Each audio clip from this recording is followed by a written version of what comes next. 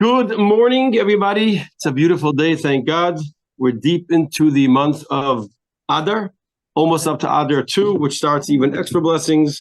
And Hashem should bless the people in Israel, brothers and sisters, especially those that are protecting everyone else, and especially those who were taken against their will to these horrible places. May Hashem bring them home safely and destroy all those that want to destroy us. So we're going to finish today the first letter, God willing, of the what's called the Iggeres Hakodesh, the holy letter, the holy letters. And we're discussing a very important concept, and that is the Alter Rebbe had explained that the core of a person is their faith. But for the faith to be strong, you have to have what's called the oral Torah. The Torah, she girds her loins in strength. We said the loins here refers to the faith. Girds with strength means girds with Torah. That's what we said in the first half of this letter. Then we started saying last week, but there's something else that's needed, and that's the prayer. Prayer has to be a very significant and integral part of our service to Hashem. What we're going to explain is that just like you have to have the Torah to be the support for your core, meaning the support for your faith, for the Torah to be successful, it needs the support of prayer. And it has to be preceded by prayer. If you're lacking prayer, then your Torah, God forbid, could be not just unsuccessful, but sometimes even detrimental. It's an amazing concept that it's brought down that Torah study has the ability to be the potion of life or to be a poison. And all depends how you treat it and how you use it. If you use it to glorify yourself and to be a big macher, and to get a big good seat in the shul, and to get respect, and to be honored, then the Torah becomes a dangerous, unhealthy thing. And if you're using it to be faithful in your practices, and to learn how to be a better Jew, and to study and connect to God, and it makes you a more humble person, then you know it's a good thing. Like they used to say, how do you know if someone is a religious fanatic, like a dangerous person, or if they're a sincerely pious Jew, or for that matter, any religion, a pious religious person? And the answer is, does your religious observance make you treat people better or not? If your religious observance makes you treat people with more respect and more dignity, then your religious observance obviously is a good thing. But if your religion causes you to harm people, hurt people, and belittle people, and treat people who don't agree with you in a dishonorable way, then your religious observances is lacking completely. It's nothing. And on the contrary, it's a dangerous thing. So we say a similar idea in Torah study. Torah study has to be done right. And it's a big deal in Hasidus that Torah study should not become, God forbid, what the Greeks wanted it to be. The Greeks wanted Torah study to be another brilliant philosophical study, a beautiful view on life, a beautiful on ethics and morals and philosophy. God forbid. Torah is God's wisdom. It's holy. It's not another way of life. Torah is the source of life. And it's something which is holy in every aspect. Sometimes we understand it, sometimes we don't. So the foundation for that we're going to see is prayer. So we're going to go back to the last 4 or 5 lines of what we did last week, and then we're going to go through the rest of the chapter, which is lengthy, and it's a full page, but it actually should not take too much time. So I'm going to go back to the last word on the bottom of page 204, the last word on 5 lines from the bottom. The Alter Rebbe turns to the receivers of his letter that he's writing here in the year 1788 or 89, and he writes, and this is what I request from you, Mivakshe Hashem, those who seek God, Yavinu v'yaskilu yachad, let them think and let them contemplate together and understand this well. Uliya is l'zikarim b'neiim, to be something they always remember. Kol masha kasafti aleim ishtakid b'chlav, what I sent you last year. In general, when I sent you last year the letter that was sent the previous year, and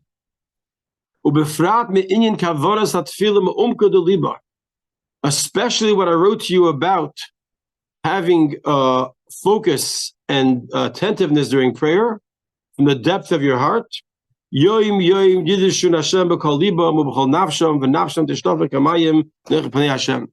And they should pour out their hearts in the prayer and seek God in their prayer. And like it says in the Sifri and the commentaries, until Mitzri HaNefesh literally means like you squeeze out something in the last drop like a lemon where you squeeze out all the juice out of something. Do it that there's every fiber of your being is there.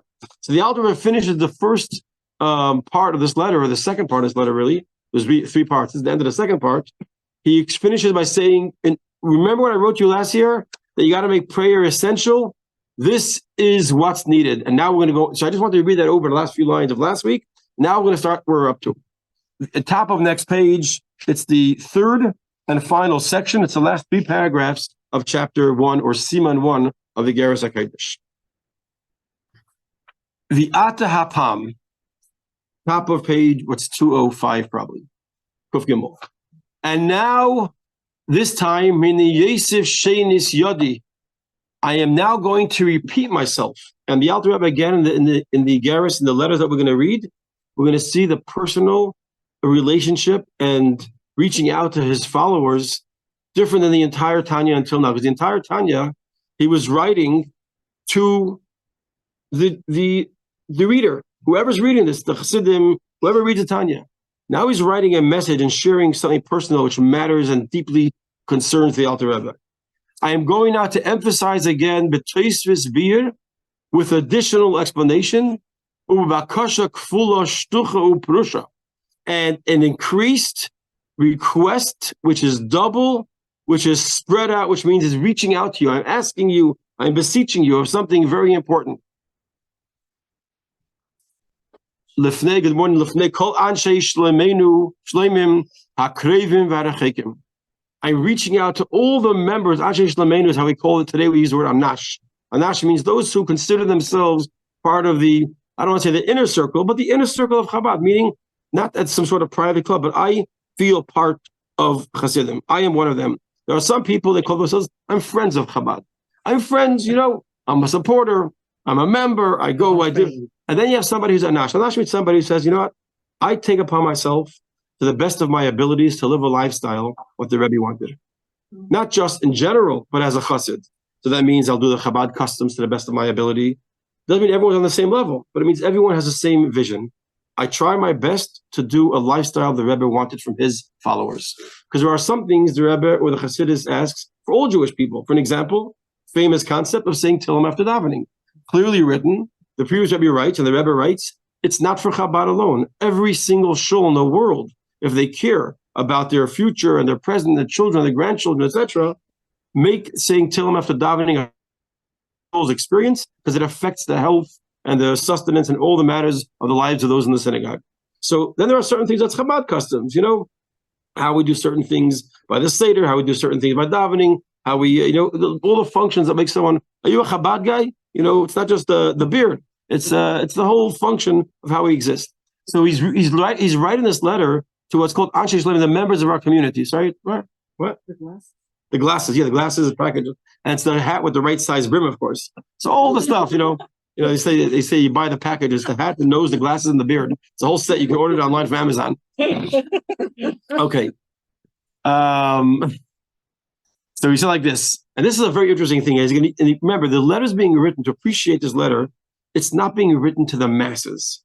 It's being written to a very select group. Now, today, we all can read this and say, I want to aspire to live like this. But he's writing this to a select group, and we're going to see one of the fundamental main points of Hasidic life right here expressed. And if only today we tapped into this. Here it is. He says, Lekayim Alehem, to fulfill all of you, all Chabad guys in your communities, Shekol Yemei Hachel, every day of the week, Le'yardu Lefnei Hateva Habali Asakim She'en Lo Panai Kol Kach. He's going to write a letter now about davening. See, davening by Chassidim, and davening should be by Chassidim in particular. As Chassidim, I mean altruistically. Unfortunately, today, as you will note, a lot of us lack in this ideal.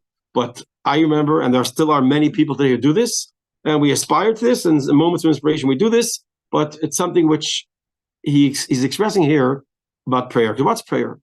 Prayer a lot of times is seen as a time to come and daven and ask God. I'm going to praise God. I'm going to ask God. I'm going to try and see if I can get the health for my cousin or this. Prayer really, in the deepest, truest form, tefillah, is connection. It's a time that your soul connects and becomes one with its source, with its identity.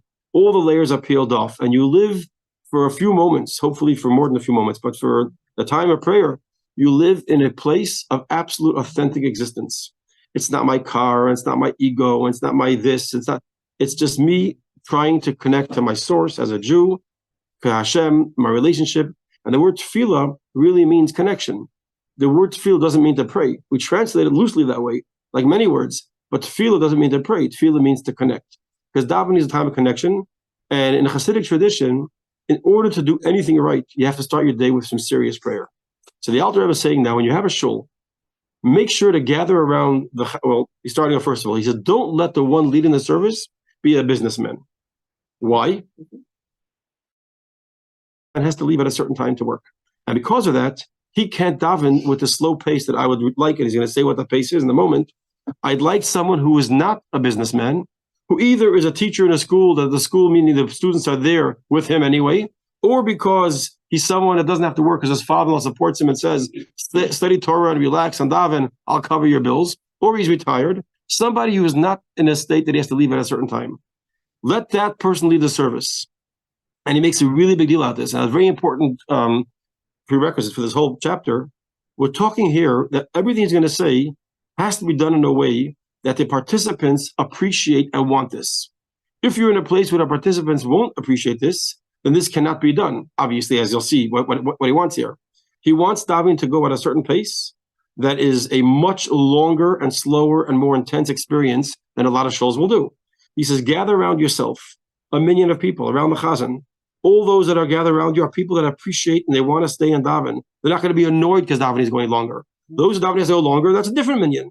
But the Hasidic minion should be every morning a chazan, a leader of the service, not really a chazan like a cantor. It means the shliach tzibur, the representative, the one who goes to lead the service, should be someone that's not in the rush.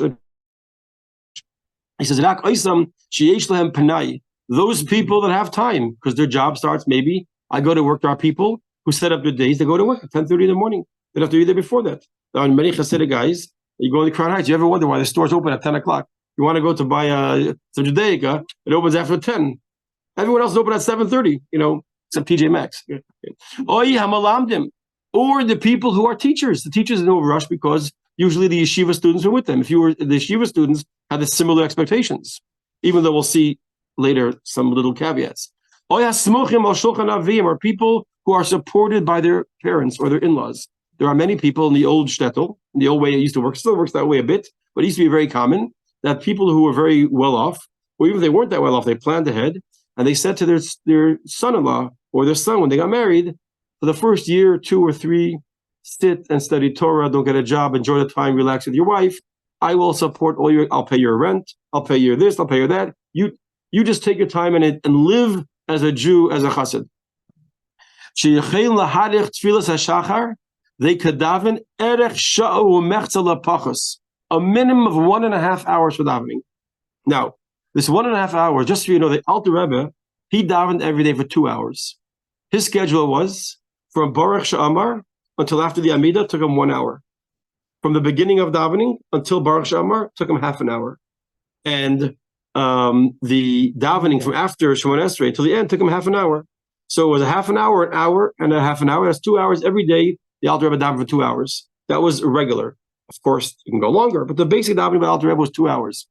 In the Mishnah, it says that the people would daven for 3 hours. This is what it says in the Mishnah. It says, Chassidim HaRishonim, this is written 2,000 years ago. They would daven for 3 hours. But it explains there that 1 hour was preparing themselves, 1 hour was after the Amidah, and 1 hour was around the Amidah itself. The Shema and the Amidah took an hour.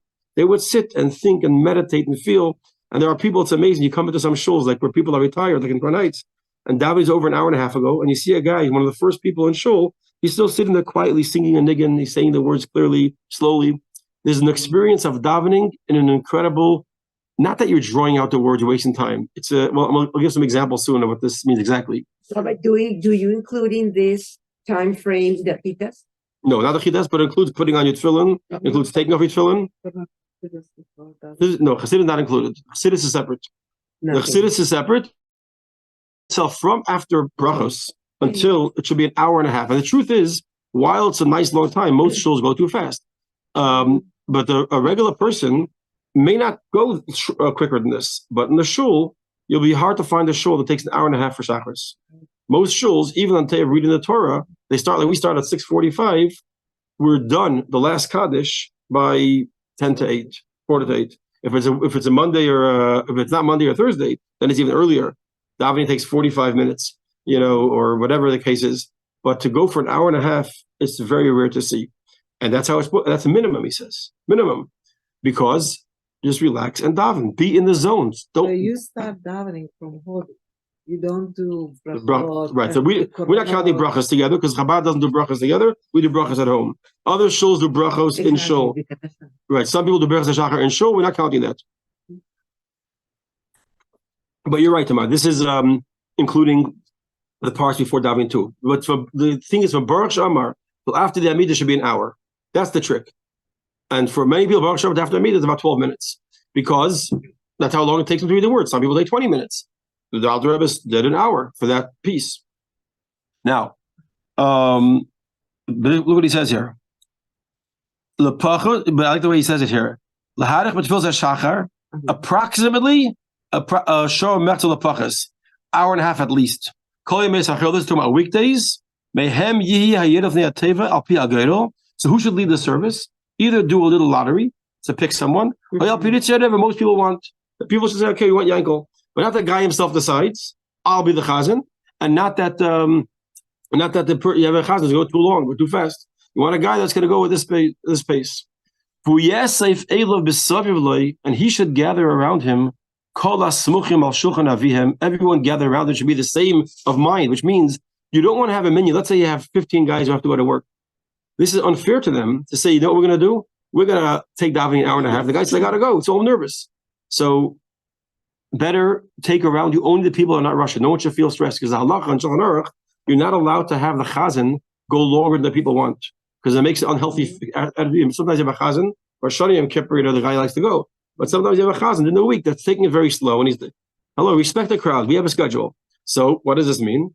Those who want to take this serious, make a group, make your own minyan, make your own thing. This is Alter was talking to Chassidim. Make a minyan of guys who want to daven. A davening should be the primary experience of the day. This structures your day.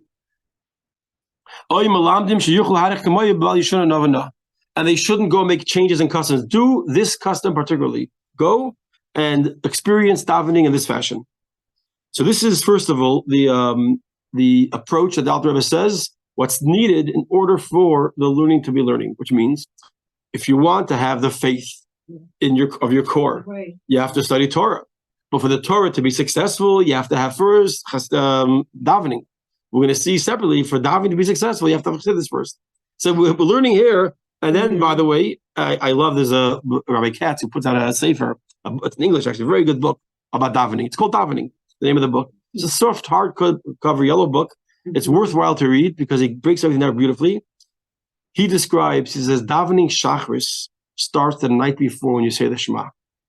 He says, shachris doesn't start in the morning. At night, before you go to bed, the way you say the Shema and the way you go to sleep, and therefore the way you wake up, will impact your davening shachris in the morning. So therefore, that's when davening starts. Now you can understand when we say Chassidim, it's all about the davening, because your whole going to sleep is affected. I'm going to sleep differently because I got to daven in the morning.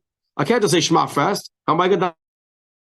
They say go to sleep like a horse. You wake up like a horse. You wake, and then that's the guy who's going to daven. So you have to basically refine yourself and get into the mode already earlier. And then you got to get up and go to mikvah. If you're a man, goes to mikvah. Otherwise, you should just give tzedakah, learn some chassidus. Spend at least, the Rebbe wanted people to spend at least 10 minutes thinking over idea in chassidus. Refine yourself. Now go on daven. Now take an hour and a half. Okay, now it's lunchtime. But that's what's needed to do it properly. So in yeshivas, by the way, as a side note, they give a certain amount of time how davening should take, and a lot of yeshivas, the rabbi or the mashkiach in the yeshiva will not allow them to start, like they have certain points. You start, let's say, hey, do it. There's a time you can't get the yishtabach before here. You can't start the amidah before here. That means make sure you go slow enough. So what happens is they realize no reason to rush. So you can sit and read the entire words carefully. One level is saying the words carefully. One level is thinking what they mean. One level is not just thinking what they mean, but like reflecting on it. There's different levels. There's taking the time. There's a lot of details. So the bottom line is that this is the way that we make sure that our learning, then we go and sit down and learn some Gemara. It's not just learning Gemara, like some fancy stuff. You're a guy that experienced davening, and now you could learn. As the Rebbe once told somebody, and I think we shared this many times, because one of these stories that really tell you a lot. The Rebbe was once asked, what's his intention? What does he want to accomplish by Hasidim? He said, I want that when they come home at night, after they have work, it should be noticeable upon them that they daven Shachris in the morning. Now, he didn't mean there should be black hands, black stripes, from the tefillin. What he meant is a person who walks out of davening and daven properly, there's a certain sweet humility that they have after davening. If that can be noticed by someone, wow, you must have davened good today. And you're talking about now 8 o'clock in the evening. That means you daven. I'd love, says the Rebbe, that people come home from work and you look at them and say, here's a guy who daven Shachris, like I mentioned this morning. Sometimes you see a guy, I see you just had a good workout in the gym. You look springy and this, something happened. I'm more noticed, I see you had a good lunch. That's people see me. But the idea is to see the effect of davening is only if your davening was affected you. Has to touch you to the core. Now goes the beautiful part. Now you might say to yourself, so 1 second. So what about the guys who have jobs? This is a beautiful paragraph coming up. But B'Shabbos says Yavim Tovim, Shabbos and Yantiv says the Rebbe, Alter Rebbe, Shegam kol Bali Asakim Yesh Lem Panai. No one's going to work on Shabbos morning. All the businessmen who the whole week had to get up early in the morning and run and do the stuff and do carpool and do this. Shabbos morning, where do you have to go? There's nothing scheduled today. You can come to shul at 8 o'clock, come at 7 o'clock, come at 5 o'clock, come at 9 o'clock. And you can sit for 2, 3, 4, 5 hours and daven. What's the rush? Where you running? In other words, Shabbos, everyone has free time, but we're going to see who has the ability to really daven is the people who went to work all week, and you're going to see why in a moment. In other words, it's not just that we're saying the whole week you couldn't do it, and now you could.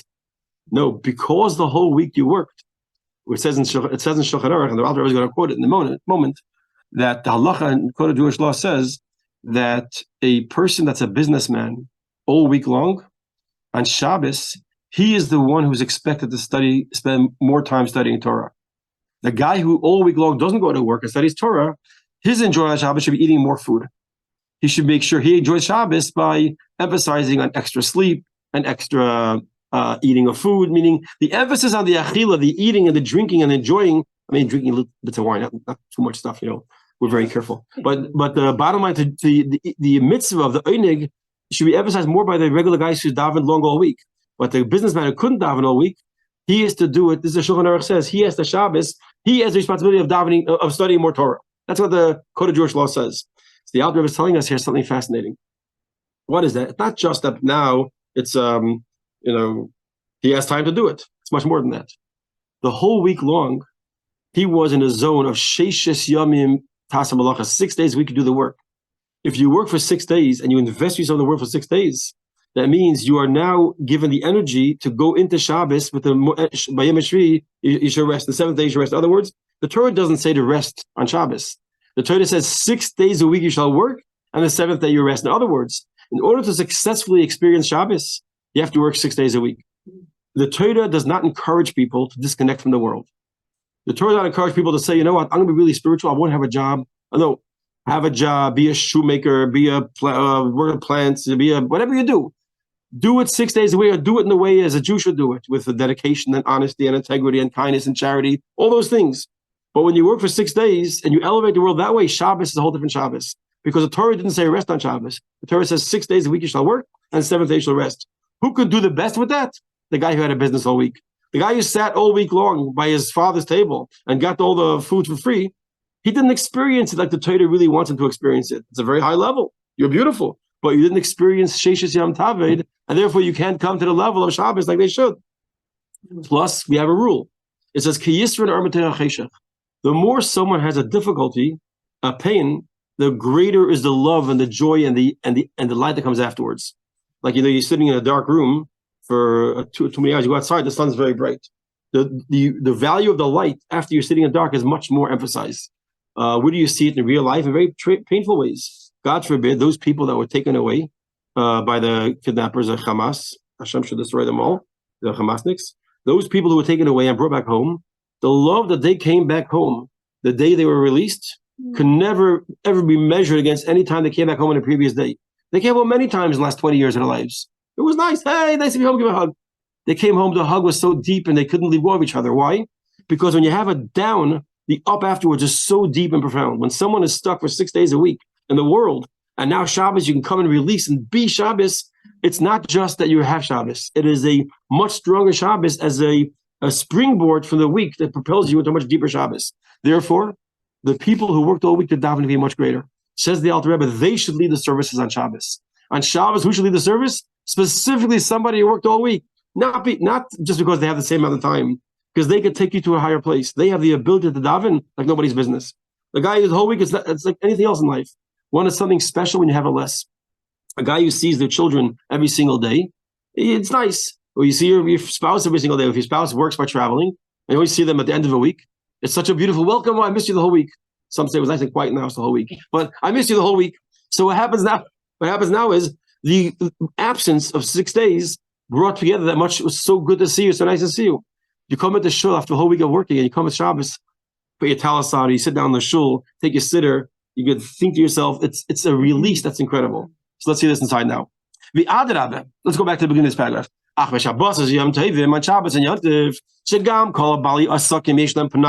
All the people who are usually businessmen, they also have time. It's a very appropriate time. They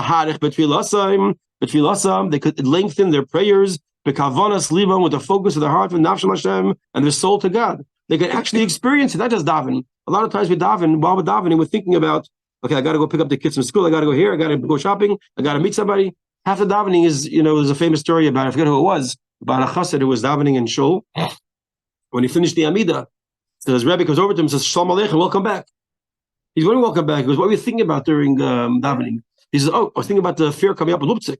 The fair, he said, yes, you were busy with the market. You were in the marketplace in Lupzik. Welcome back. Nice to have you here. In other words, a lot of times we're not even in shul. We're somewhere else. So now when you're davening, you can actually get into the zone in your heart, in your soul, and be there present. But then he says furthermore, on the contrary, it's not they also, it's there more so. With greater quantity and with greater quality, they should do they have a greater responsibility to daven. Like it says in Shulchan Aruch, I quoted before about the responsibility of a businessman on Shabbos to spend more time studying Torah. Not just it says in the Shulchan Aruch, but Moshe Rabbeinu himself writes in the Chumash, in the name of Hashem,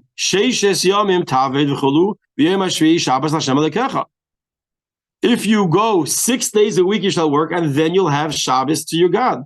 Hashem. And that's where we know it has to be completely dedicated to Hashem. The businessman has to be fully engaged on Shabbos and into the world, into the reality of godliness. Therefore, it's not just the nice thing that they have time. You guys can do a better job than anyone else. As I mentioned earlier, that they have the ability, when you come, the light's much greater. And therefore, because they are the stars of the show, they are the real potential leaders. On Shabbos, it's not like you're also here. Hey guys, today you can always also join the nice minyan. No, they're expected to. Yeah. They should be the ones to lead the davening. You notice it always says go down to the teva, go down to the box. This as a side note, in many shuls, the way it used to be is that in the shul where the chazan, the leader of the shul stood, and most shuls today, the guy's on a stage or on a platform higher or even ground. It used to be he went down a couple steps. He went down, or I seen like in Krakow one shul, it's like a bit of a ramp going down. The Shul Rama. Yeah, the Shul Rama goes down. Why is that? It says, "Mimama kim kadasich Hashem." From the depth I call out to you. Going to lead the service should bring you humility and low. It have to be, all right, I'm here to lead the service. That should be that you're going down. How is that? So I got a job. I'm fired. No. So he says leading the service should bring humility. So every time he says go down to the teva means the box, but it means the amud. Okay. So like I wrote last year in the letter, says the Alter Rebbe, the one who leads the service on Shabbos should be preferably somebody who's a businessman. So you might think the businessman, what's his connection? He can daven today better than everybody else. He can get into the zone and cry and feel and experience with tears and with love and with emotion and connect to Hashem. In general, we used to say, or not we used to say, it says in the Code of Jewish Law that at Rosh Hashanah Yom Kippur, the one who leads the service should be somebody who has a lot of responsibilities in life, with family to support and certain things, older, mature. The reason for that is when he davens, he means it. He says, I need money to support my family. I need God's help for health. Meaning someone who, a lot of young guys get up, when you're young and you're 22 years old, it's a easy go. You think you're invincible. You have everything. Then you find out life is not as easy as you thought, and hopefully it's easier than a lot of people have it. But you realize life has a lot of challenges. So the more mature person appreciates the depth and the need, and therefore his prayers are different than a guy who's like happy-go-lucky. Now, there's a very fascinating idea here before we go further, and that is the Alter Rebbe had the Chassidim B'chal used to build a shul in the old days like this. See, we had a challenge.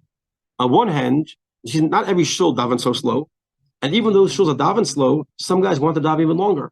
There are Hasidim that daven for 5, 6, 7, 8 hours a day. Not just then. Recently, Mendel Futterfas, Rabbi Becca Chain, and the Masimid, people who lived in the last 60, 70 years, and unfortunately some were killed by the Russians, and great men who daven for hours and hours a day. Literally, they'd come into shul 5 o'clock in the morning, they'd go to mikvah, go to shul, and they'd sit there literally till 2 in the afternoon, davening and singing and niggin and it was a whole experience. To watch them was special.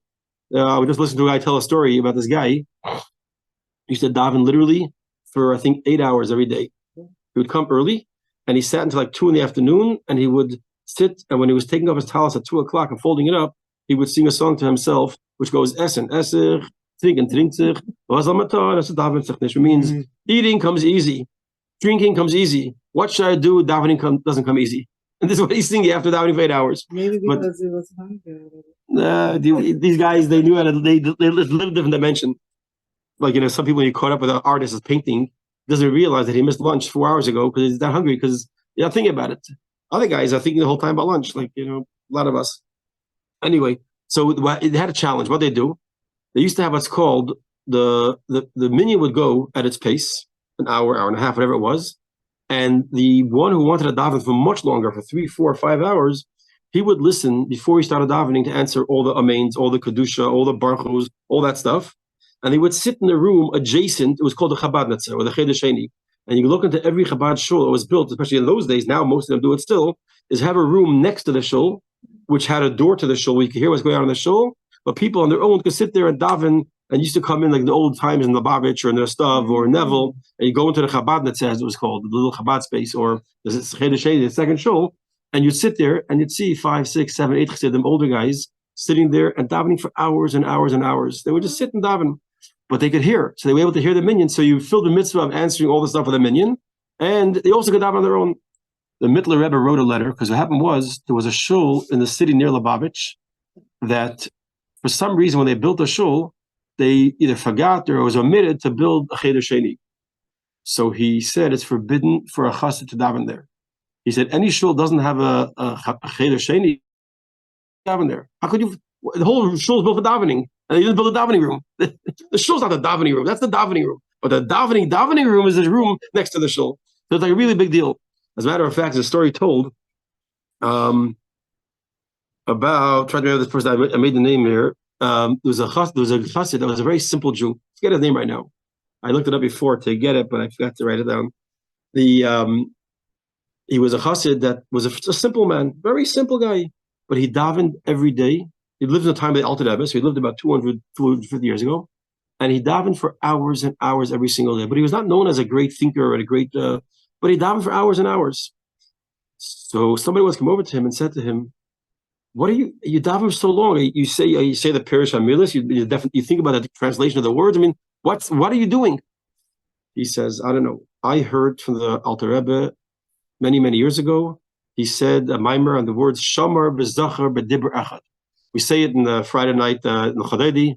Shamar b'Zachar b'Dibur Echad literally means that in one place in the Ten Commandments, in the Torah and Yisrael, it says Zachar Esem Shabbos Lekachay. In the portion of Eschad, it says Shomer Esem Shabbos Lekachay. So which one did Hashem say? At the Ten Commandments, did he say Shamar, which means guard, or did he say Zachar? Remember, which one did he say?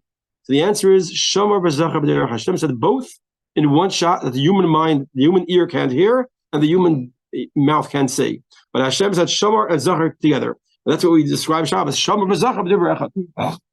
The Alter Rebbe explained, Shamar b'Zachar, remember and know, b'Dibur, when you're davening, b'Echad, the oneness of God. Shomar v'zacher b'dibur the echad. When you're davening, think about the echad, the one God. He said, so every single word of davening, I think about Hashem during this word. Hoidu, Hashem. And he goes through the entire davening thinking each word about the echad. Shomar v'zacher b'dibur the echad, each echad, the one is of Hashem. And with that, he davened for 4 hours. But the point is that the davening was taken as a serious dedication. Why? Because without it, the learning is not learning. It's missing out completely. It's not possible to learn like a person should. Now comes, I don't want to say what's shocking, but a very surprising line from the Alter Rebbe. But based on what we said, we can see why it's not so surprising. Okay, last paragraph. Okay, going da. And now, says the Alter Rebbe, I heard that the Alter Rebbe added this part onto the letter later. After he sent it, was later added on. I'm not sure when. Going da. I want to let everyone know. He's sending this letter. Now imagine he's sending this out in the 1790s, end of the 1790s. He's sending out a letter to all his chassidim in the different shuls and shtibels all around Ukraine and Russia, wherever they were. And he says, "I'm sending you this letter, and I want you to know, my intention is I'm going to send to every minyan meraglim spies. They're going to come secretly, to see and let me know." Call me, everybody, that he has the ability to daven. The call me penayins, those who have the time. Meaning, if someone has the ability intellectually, he's a smart guy, he's a chassid, and he has the time because he's not running off to work. If you're going to work, you have no choice. And he has the ability technically to do it. He's lazy. He wants to go. What does it mean lazy? He's not going to go play jumping jacks. He's going to study Torah. He wants to finish davening and go to his shiur. He wants to get some breakfast and go learn. You should know he's going to be judged to be kept at a distance. I'm going to push him away with both hands. He's going to want to come in. The Alter Rebbe in general had an extreme system we can't even imagine, where you had turns when you were allowed to come to Lubavitch. Well, Alter Rebbe wasn't Lubavitch; he was in Lyozhne. Yeah. So he was in Lyozhne. He never came to Lubavitch. He passed away on the way escaping Napoleon. So it was Lyozhne. So he said, those who want to come here, and he had a system. He had a system where you can come once or twice a year, certain times, certain amount of days, a certain Shabbos, and you had a certain turn when you were allowed to come. It wasn't like now people go into the Rebbe all the years. Okay, I'm coming in for Shabbos, coming in for a week, coming in for 2 weeks. You had to know when. You couldn't just get $1 because of bracha. You had to know when to come. When. It was very, very strict rules. There was a whole system of different tires, how it worked. So he said, anybody who I'm going to find out through my spies in shul is not sitting at davening with the abilities that he has, is not going to be allowed to come here at all. They will not be allowed in my shul. And they will be pushed away, he says, with 2 hands. From coming here. He's going to come a mimer. He knows I'm saying a mimer chassidus, I'm teaching Torah. He's going to come to my Torah classes. The answer is no. But he says from the what I'm saying in a negative form, you can understand the positive. That those people that are going to make efforts, they're going to be more than welcome to come and participate in here. You can understand the positive. Those who are going to daven like they could. My spies will tell me, these guys, they daven really nicely. Get them cookies. No, they daven really nicely. They're going to be allowed to come and they're going to hear chassidus, etc., etc. Those who listen to me, yonim, will be good for them. They'll get a blessing of goodness. And no good except Torah. What does this mean? I want to explain this. It sounds like he's being. What's the point of when you give someone a request? I ask somebody, I want to ask you a favor. Could you give me a ride to the airport? Because if you don't, I'm not giving you a ride to the airport. I'm not letting you in my house for lunch tomorrow. I mean, it changes the whole dimensions. Could you pick me up? Could you do me a favor? Can I come to you guys tomorrow? Because if not, I'm not inviting you next week. I mean, what's the style of Alter Rebbe saying this? We have to understand who he's talking to first of all. He's talking to the prime, the elite. Not elite in the ego way. I'm talking about the cream of the crop of chassidim, the brilliant minds, the geniuses, the brilliant scholars who understood and had abilities and were leaders in their communities. And he's telling them, you guys want to advance in Torah, right? I want to tell you something. It's impossible unless you are going to daven like you should. If you don't daven like you should, your Torah is not Torah. You're wasting time. Not at least a level you could reach. So you have a choice. You want to succeed in Torah, I'm more than happy to teach you. But if you're not going to prepare, it's like a guy says, I'm coming to school with no books, with no notes, and earphones in my ears. I'm not going to teach you. Don't come into my classroom. The Alter Rebbe is not saying it's a punishment. He's saying there's no need for you to come here. If you're not going to do the work that's going to make Torah successful, then there's no point in coming here. There's no need to come. Stay home. unless you want to do the work. In other words, he's telling you how key is it in the study of Torah. We're saying in this whole chapter here, this whole letter, he's explaining one point. To have faith, you have to have Torah. If you have faith to be strong. For Torah to work, you have to have davening. He says, how important is it? Without the davening, your Torah is not going to give you faith. And therefore, your Torah is not going to achieve its purpose. So what's the point of coming to me? That's why he finishes off and says, what's the blessing you're going to have? You're going to daven and listen. You're going to have Torah. You're going to be successful. In other words, we're seeing here the big circle of what the whole identity or the story of this chapters are. You want to be successful as a person studying Torah, and you want to do Torah not as a wisdom, but as something that's going to change you and transform you and make your faith strong. You must daven first, and then davening is different. And that's what he says here. It's a phenomenal idea in appreciating the depth of Torah study as a chassid and davening as a chassid. And of course, by the way, this is something we have to aspire to. And it's amazing how much emphasis the Rebbe has put on it all the years and how much chassid this is. Unfortunately, in our lifestyles, we get so, because we daven every day, a lot of us take it for granted. So the Rebbe has told many people, you don't have to change and daven the entire davening perfectly. Every time you daven, pick one chapter, one page, one blessing, that today you're going to daven that one with all the slowness and beauty and time that you could muster. So let's say you have to leave to work at 8 o'clock in the morning and you come to shul at 6:45. Take Ashrei today, take Baruch Amar, take the Shema, and that daven it out. Sing it to yourself slowly, say the words, stop before you start the paragraph, think to yourself, you're praying to God, and God is the master of all creations, and you are actually something he's interested in hearing, and you're important to him, and what you do matters, and saying these words make a difference, and I'm saying these words that were composed by the rabbis and have tremendous meaning in it, and Kabbalistic definitions I don't even know about, and now when I say them, I hope I'm achieving what God wants, and suddenly that chapter that you say is a whole different chapter. And then when you walk away, it's a different person walking away. So some people could do the whole davening. For most of us, if we do it to one chapter, we're doing pretty good. He gave us so many tools and so much instruction to realize that a tzaddik doesn't really die. The body passes away, but not who they are. But tonight's a day of tonight's a time to reflect and think about our connection, our kashras, and Hashem shall bless us. The coming of Mashiach, when we'll see all the holy people, especially the Rebbe back here. And until then, everyone should have good health, whether it's Chaim ben Henya, Menachem ben Machane Bracha, to what's his name again? Harel Yehuda ben Chana and Shulamit Bat Marcel. Didn't you have root somebody? The mother's name has 3 names. Yeah, the mother's name, Chana Shulamit Marcel. Oh, Shan. Oh, so let's say again. Let's say his name at the beginning. Yeah. Harel Yehuda ben Chana Shulamit Marcel. That's why I'm hearing Shabbat. Yes. Hi. Hi, Karen. Hi. Also, Raphael Meir Ben Bluma Yanta. Do you have that in there? Ben Raphael. Bluma. If you could send me that name, I'll make sure that's that. for Rabbi Samuel's grandson. That's for Raphael Meir Ben Bluma Yanta. And we don't have then him. what? I don't think so. I don't think we have him on the list. Yeah, we should have him.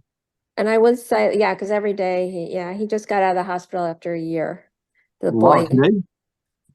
Not today, it was like last week, but he's now he's 15. Yeah, it's I could send Mendy a message. I'm gonna send Mendy a message, just some love. Yeah. It's Mendy's son, right? It's Mendy's son. Yeah. Yeah. And then Yisrael Ephraim Ben Bracha. So that is the other one. I mean, I do a million of them, but I just feel like those two. Yeah. So give me the first name again. I'm putting Yisrael Ephraim Ben Bracha. Raphael Meir Ben what did I just say? Raphael Meir Ben Bluma Yanta. Now I forgot. I say it every day. Yeah, Raphael Meir Ben Bluma Yanta, I believe. And then the other one is Yisrael Ephraim Ben Bracha. And I think you might have that on there already. Yeah. Sure. All right. Thank you so much. And good. I was just going to ask you a question and you answered it at the end because I have like ADHD on steroids when I'm praying. And then I decided when you said that, yeah, that's good. I can even take one line and just think about it. Because otherwise, that's the way to do it. Yeah. Otherwise, I'm off to the races. Hey, Mom. Well, good luck with the races. Oh, I'm kissing both of you. Okay, so yes, I will. And thank you. Good hearing from your wonderful talks as usual. Yeah, thank you for joining us. Honored to have you all the way from your location. Did you move yet? No. You move yet? I don't know. We might. But it's Good. the market is flooded. Like if you look at our area, like there are houses on top of houses in the map. It's crazy.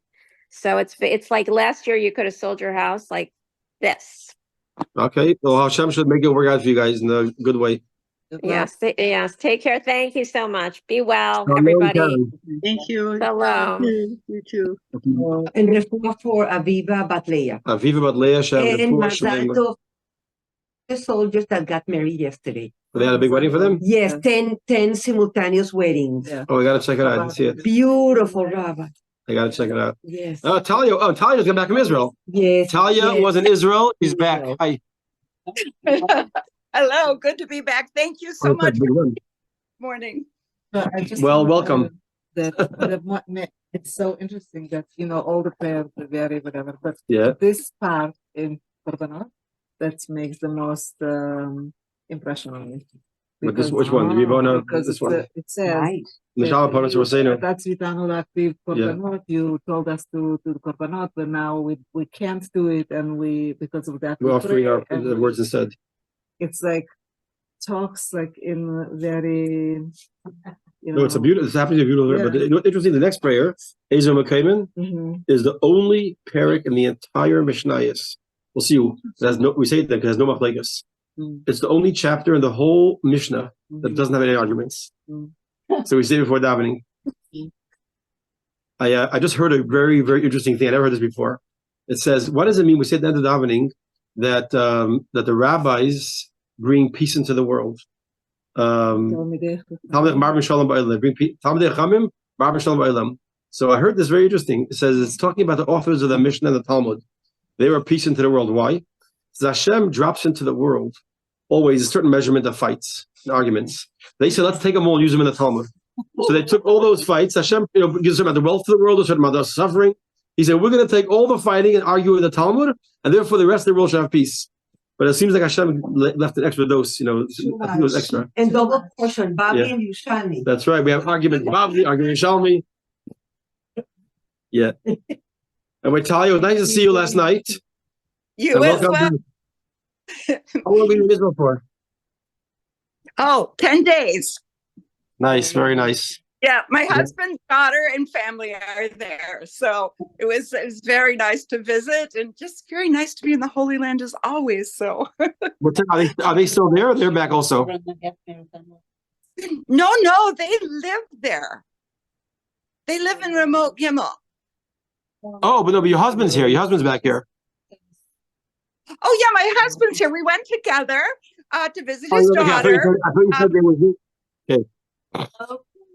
Got it. I thought you meant. Hope to I thought you meant be he was soon there. He went to visit him. again. Right. Got it. Okay. All the best, All everyone. right. Good to see you. Have a good day. See you. Bye bye. Bye bye.